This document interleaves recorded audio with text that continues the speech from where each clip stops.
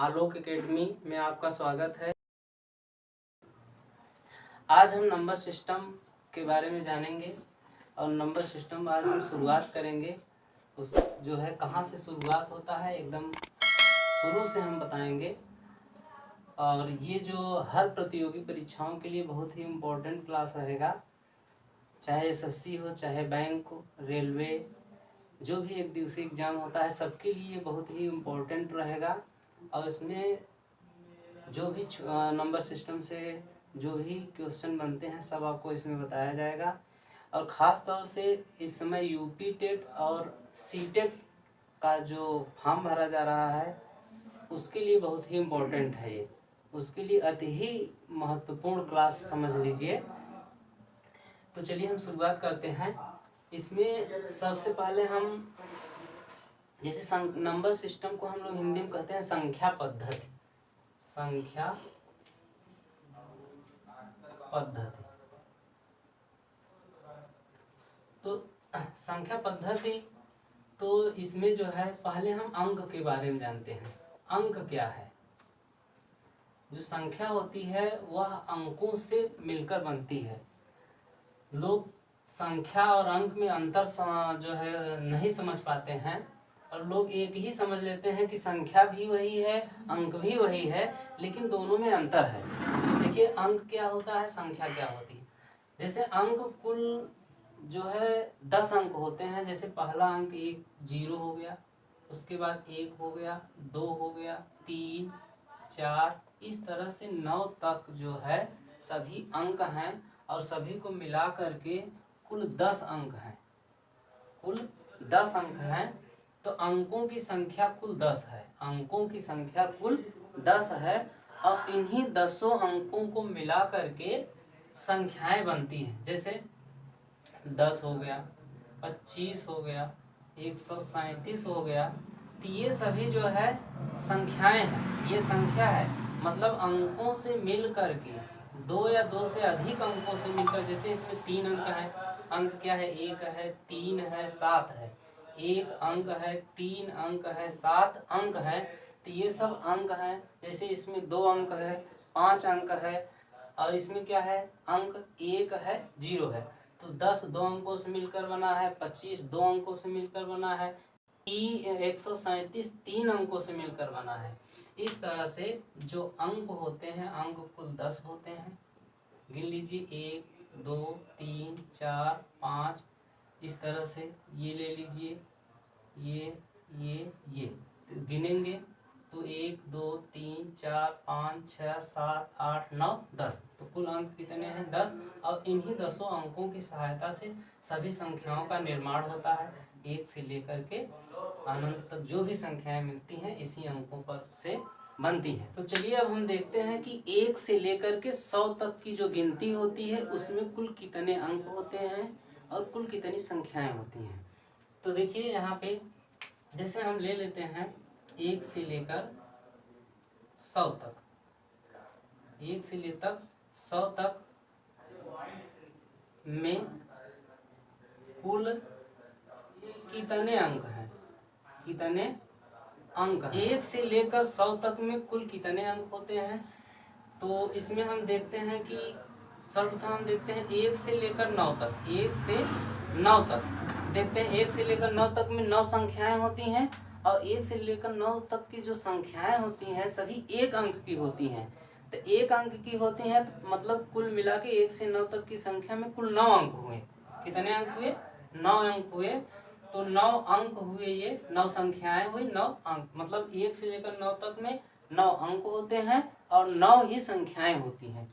जैसे ही हम 10 से शुरू करते हैं, 10 से लेकर के 99 तक, 10 से लेकर 99 तक सभी संख्याओं में 2-2 अंक होते हैं। 10 में भी 2 अंक है, 11 में भी 2 अंक होगा, 12 में भी 2 अंक होगा, 13 में भी। इसी तरह से 99 तक में सभी में 2-2 अंक होते हैं। और 10 से लेकर 99 तक कुल 90 संख्याएं होती हैं। आप लोग गिनेंगे, जैसे यहाँ पे 99 तक है, कुल 99 तक अंक ले लेते हैं। 99 तक में कुल 99 संख्याएं होती हैं। तो 99 में से इधर 9 को माइनस कर देंगे, कुल कितना बचेगा? 90 बचेगा।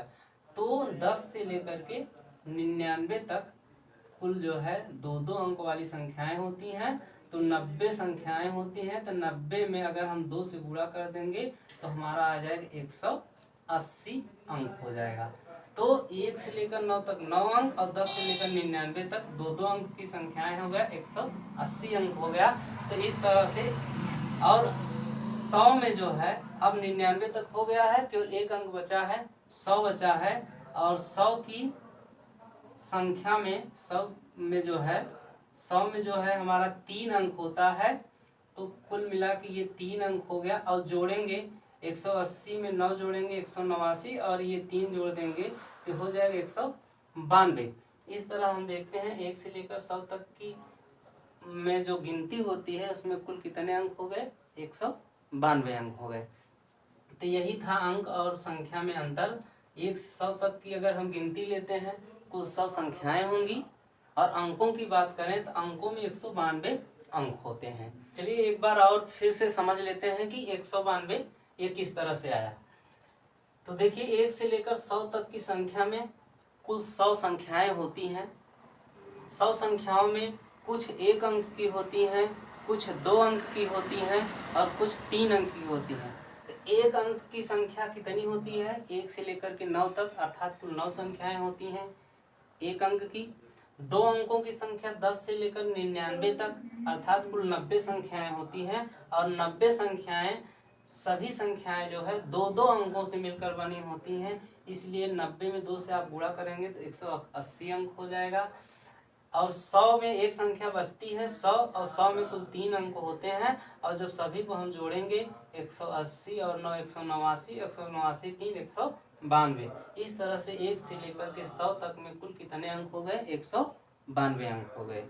चलिए अब हम संख्या के प्रकार के बारे में जानते हैं। संख्या को विभाजित कैसे किया गया है। देखिए संख्या को हम 2 भागों में विभाजित करते हैं।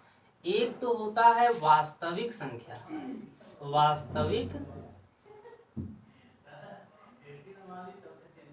वास्तविक संख्या जिसको हम लोग कहते हैं रियल नंबर। दूसरा होता है काल्पनिक संख्या,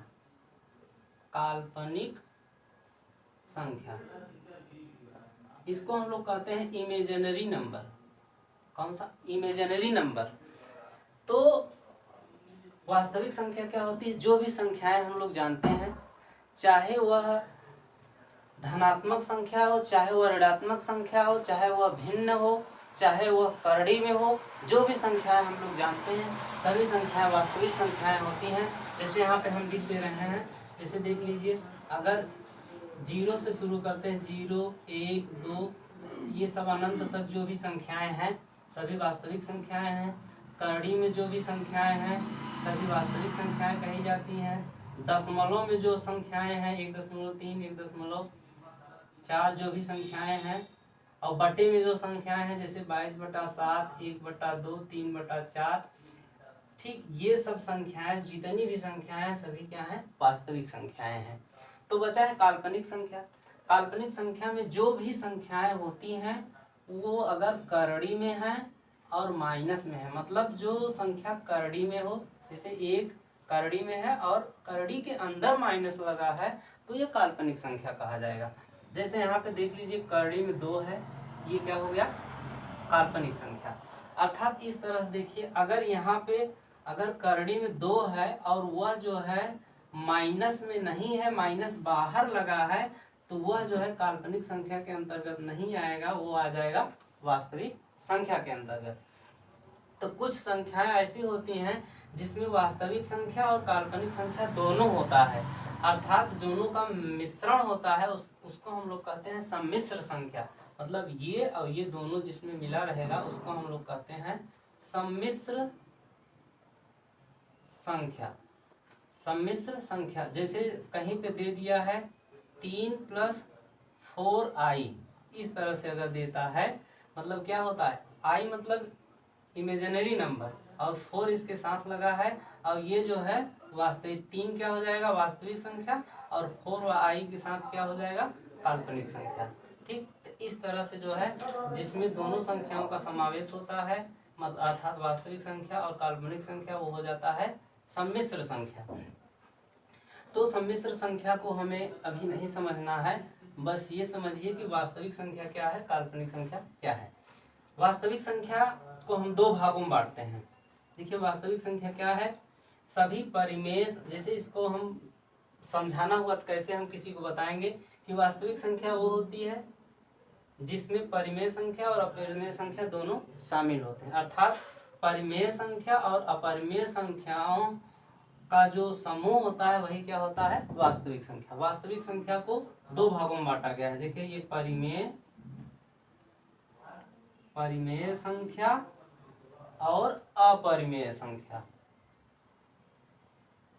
अपरिमेय संख्या, तो परिमेय संख्या रेशनल नंबर, अपरिमेय संख्या इरेशनल नंबर। इसको अंग्रेजी में कहते हैं रेशनल नंबर और इसको कहते हैं इरेशनल नंबर। तो परिमेय संख्या क्या है, देखिए परिमेय संख्या के अंतर्गत सभी धनात्मक संख्याएं जैसे 1, 2, 3 इस तरह से अनंत तक जो भी संख्याएं हैं, जीरो भी क्या है, परिमेय संख्या है। कभी कभी पूछ लेता है जीरो क्या है, परिमेय है क्या परिमेय, तो जीरो क्या है, परिमेय संख्या है। कोई भी दशमलव में हो, जैसे 3.4 हो गया, 3.14 हो गया, 22/7 हो गया, ये सभी क्या है, परिमेय संख्या है। अपरिमेय संख्या में क्या हो, कोई भी संख्या हो, जैसे करड़ी में हो, करड़ी में 2, करड़ी में 3, करड़ी में 4, ये सभी क्या है, अपरिमेय संख्या है। तो परिमेय संख्या में सभी जो है धनात्मक संख्याएं या ऋणात्मक संख्याएं सभी हो सकती हैं। अगर इसके साथ एक के साथ माइनस लगा है, -2 लगा है, या अपरिमेय संख्या में ये माइनस लगा है, -3 लगा है, कोई दिक्कत नहीं है। अपरिमेय संख्या और परिमेय संख्या ऋणात्मक भी हो सकती है, धनात्मक भी हो सकती हैं। तो केवल इसमें ये समझना है मुख्य क्या है कि जैसे 22/7 है और 3.14 है और पाई है। अक्सर परीक्षा में इसी में जो है क्वेश्चन बनते हैं ज़्यादा कि पाई क्या, जैसे परीक्षा में जो है पर अक्सर क्वेश्चन कहाँ से बनते हैं, 3.14, 22/7 और पाई। आप लोग जानते होंगे कि पाई क्या है, पाई का मान 22/7 होता है, या इसका मान हम 3.14 भी प्रयोग करते हैं। तो यहाँ देखिए 3.14 और 22/7 जो है ये हम परिमेय संख्या बताए हैं और अपरिमेय संख्या में पाई है। पाई अपरिमेय संख्या होता है और 22/7 या 3.14 जो है ये क्या होता है, परिमेय होता है। तो आप लोग कहेंगे कि तो पाई का मान ही 22/7 होता है, ये परिमेय और ये अपरिमेय क्यों। तो हाँ, आप लोग इसको याद करिए कि ये जो है पाई होता है, अगर कहीं पाई लिखा है तो वह अपरिमेय होगा, कहीं पे 22/7 लिखा होता है तो क्या हो जाएगा, परिमेय हो जाएगा। देखिए फिक्स जो वैल्यू होती है, जिसका निश्चित मान होता है वो क्या हो जाता है, परिमेय, इसका निश्चित मान नहीं होता है वो क्या होता है, अपरिमेय। जैसे कहने का मतलब ये है, जैसे पाई का मान अगर हम निकालते हैं, कहीं पे लिखते हैं पाई का मान 3.14 के आगे बहुत अंक आते हैं और निश्चित नहीं है कि कितने अंक आएंगे, इसलिए ये क्या हो जाता है, अपरिमेय। जबकि ये फिक्स वैल्यू है, 22/7 लिख दिया गया है, 3.14 लिख दिया है, आगे ऐसे डैश डैश करके हम कुछ नहीं लिखे हैं, इसलिए क्या है, ये फिक्स वैल्यू है, इसलिए ये क्या हो गया, परिमेय संख्या। एक उदाहरण में और हम समझाते हैं परिमेय और परिमेय में। जैसे आपका कोई अंक दिया है 3.14, 2, 5, 7 इस तरह से आ रहा है, तो वो जो है अपरिमेय संख्या हो जाएगा। जैसे अगर मान लिया आ गया 1.01, 001, अब 3 0 लगा करके, अब 4 0 लगा करके, इस तरह से अगर कोई अंक आता है, अर्थात उसका वैल्यू फिक्स नहीं है, कभी कभी 1 0 आ रहा है, फिर 2 0, फिर 3, मतलब अंक बदलते जा रहे हैं, इस तरह का कोई अंक आ जाता है, वो क्या कहलाता है, अपरिमेय कहलाता है। इसमें देखिए जैसे 3.33 इस तरह से कोई अंक आ रहा है, तो इसको हम लिख सकते हैं 3.3 के ऊपर बार। किसी भी संख्या की पुनरावृत्ति अगर बार बार होती है तो उसको हम कैसे लिखते हैं कि उसी अंक के ऊपर हम क्या लिखते हैं, बार लगा के छोड़ देते हैं। इस बार का मतलब होता है कि यह अंक बार बार पुनरावृत्ति हो गई है, बार बार दोहराई गई है, इसलिए इसके ऊपर हम बार लगा देते हैं। इस तरह से हो चाहे इस तरह से हो, वह क्या कहलाएगी, परिमेय संख्या कहलाएगी। इसमें एक उदाहरण और देख लीजिए। जैसे मान लिए आपका दे दिए 1.25, 25, 25 इस तरह से दो अंकों की पुनरावृत्ति बार बार हुई है, तो भी वो क्या कहलाएगा, परिमेय संख्या कहलाएगा। तो इसको हम इस तरह से लिखेंगे 1.25 के ऊपर हम बार लगा देते हैं, अर्थात ये 2 5 ये बार बार आएगा, अर्थात 2 5 की पुनरावृत्ति बार बार हुई है। तो जब पुनरावृत्ति उसी अंक की बार बार होती है तो क्या कहलाता है? परिमेय संख्या। अगर पुनरावृत्ति बार बार नहीं होती है तो क्या कहलाता है? अपरिमेय संख्या। इसमें जो पाई का मान होता है वो 3.14 के आगे जो भी अंक आते हैं उनकी पुनरावृत्ति बार बार नहीं होती है, वह अनिश्चित रूप से कुछ भी आ सकते हैं, इसलिए ये जो है अपरिमेय संख्या हो जाता है। तो अब हम जो है परिमेय संख्या और अपरिमेय संख्या में ये अंतर समझ लिए हैं। तो इसको परिभाषित कैसे करते हैं? देखिए, परिमेय संख्या जिनको हम P/Q के रूप में लिख सकते हैं, जिनको हम P/Q के रूप में लिख सकते हैं, वो क्या हो गई? परिमेय संख्या हो गई। अब अपरिमेय संख्या जिसको हम P/Q के रूप में नहीं लिख सकते, वो क्या हो गई? अपरिमेय संख्या। मतलब केवल इसमें बता देना है आपको, जिसको हम P/Q के रूप में लिख सकते हैं, अर्थात भिन्न के रूप में लिख सकते हैं, उसे हम लोग कहते हैं परिमेय संख्या। और जिसको P/Q के रूप में नहीं लिख सकते वो क्या हो गई? अपरिमेय संख्या। अब देखिए, थोड़ा सा इसमें ये बताना है, जहाँ के Q इज नॉट इक्वल 0, मतलब जो इसका हर है वो 0 नहीं होना चाहिए। और इसमें भी हमको बता देना है P/Q के रूप में जिसको नहीं लिख सकते वो क्या होती है? अपरिमेय संख्या। और जहाँ Q इज नॉट इक्वल 0, मतलब Q 0 नहीं होना चाहिए। बस दो चीजें इसमें ध्यान देना है, जिसको हम P/Q के रूप में लिख सकते हैं वो परिमेय संख्या, जिसको हम P/Q के रूप में नहीं लिख सकते हैं वो क्या होगा? अपरिमेय संख्या। और दोनों में हम कहेंगे जहाँ Q is not equal 0, Q is not equal 0, मतलब Q 0 नहीं होना चाहिए। चलिए अब हम चलते हैं आगे, जो है अब प्राकृतिक संख्या चलते हैं कि प्राकृतिक संख्या क्या है। अब जो प्राकृतिक संख्या होगा वो जो है ये परिमेय संख्या से संबंधित होगा, चाहे प्राकृतिक संख्या हो, चाहे भाज्य संख्या हो, चाहे अभाज्य संख्या हो, चाहे सह अभाज्य संख्या हो, चाहे जुड़वा अभाज्य संख्या, जितनी भी संख्याएं हैं सब अब किससे संबंधित होगी? परिमेय संख्या से संबंधित होगी, वह अपरिमेय संख्या से संबंधित नहीं होगी। अब यहाँ से आपको परिमेय संख्या में सभी आ जाएंगे। तो अब हम एक एक करके सबको समझते हैं कि प्राकृतिक संख्या क्या है, सम संख्या क्या है, विषम संख्या क्या है, भाज्य संख्या क्या है, अभाज्य संख्या क्या है। बारी बारी से हम सभी का जो है यहाँ पे विधिवत अध्ययन करेंगे। तो अब हम शुरू करते हैं प्राकृतिक संख्या। प्राकृतिक संख्या, देखिए, प्राकृतिक संख्या समझने से पहले हम आपसे कहना चाहते हैं कि अगर आपको मेरा क्लास पसंद आ रहा है तो आप चैनल को सब्सक्राइब कर लीजिए, ताकि जो भी वीडियो हमारा जो है अपलोड हो आप तक पहुंच जाए।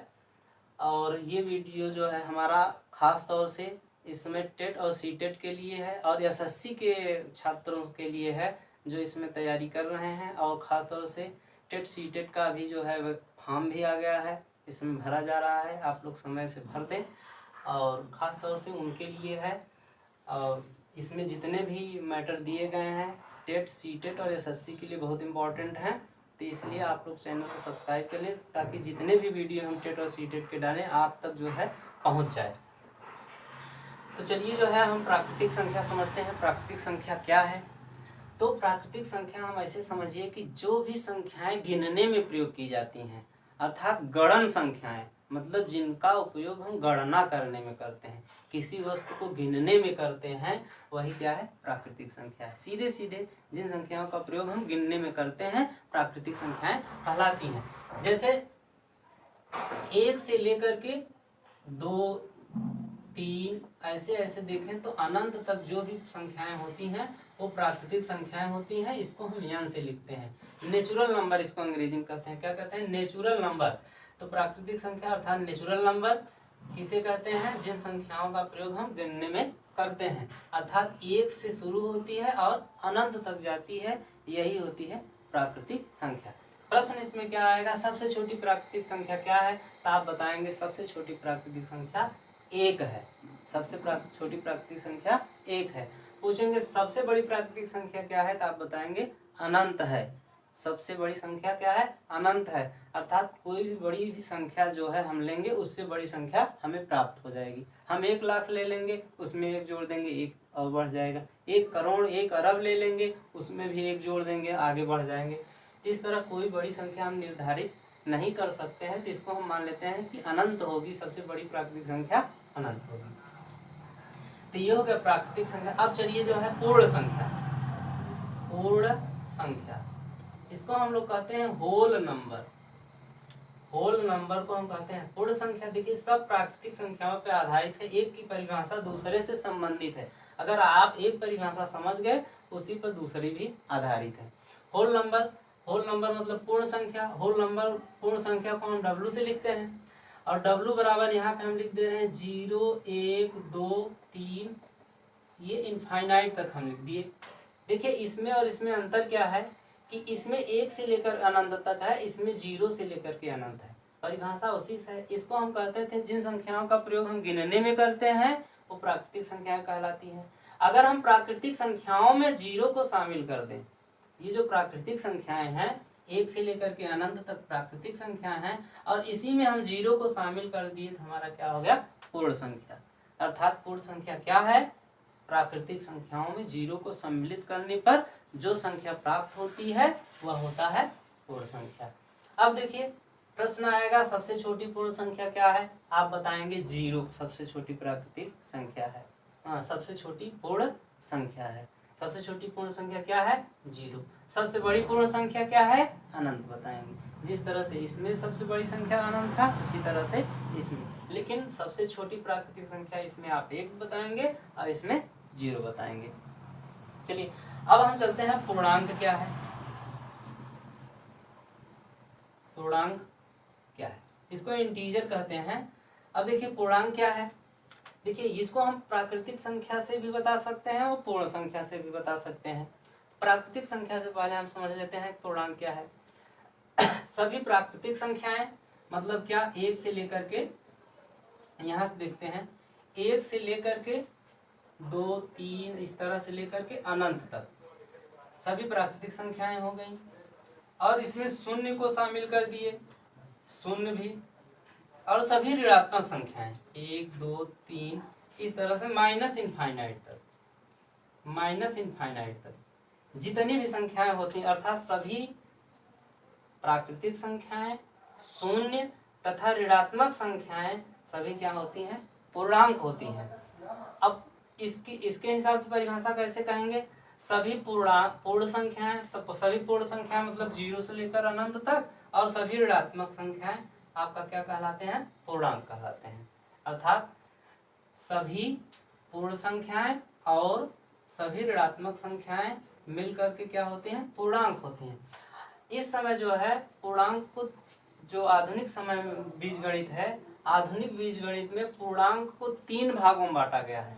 पहला भाग आप देख रहे होंगे, ये 1 से लेकर के अनंत तक, ये सभी धनात्मक हैं, सभी धनात्मक हैं, मतलब इनके जो अंक हैं सभी धन में लिखे गए हैं, अर्थात इनका जो चिन्ह है वो धनात्मक है।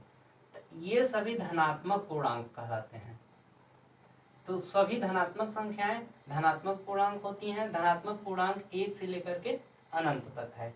बीच में ये जो शून्य है इसको हम लोग कहते हैं शून्य पूर्णांक, शून्य पूर्णांक कहते हैं। और शून्य पूर्णांक हो गया ये 2 प्रकार, ये पहला प्रकार हो गया और ये दूसरा प्रकार हो गया।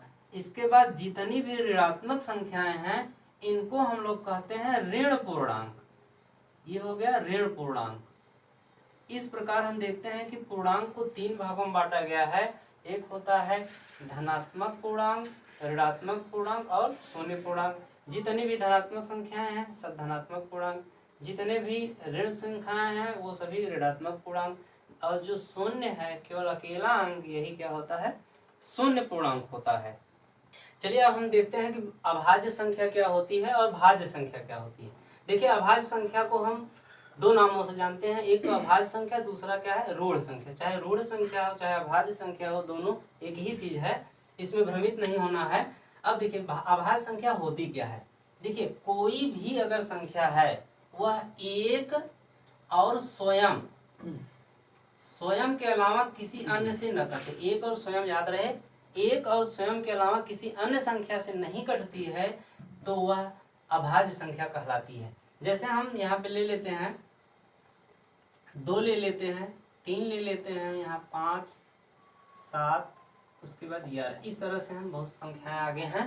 तो इसमें देखिए 2 को अगर हम ले लें तो 2 क्या होगा, 1 से तो कटेगा ही और स्वयं 2 से कटेगा।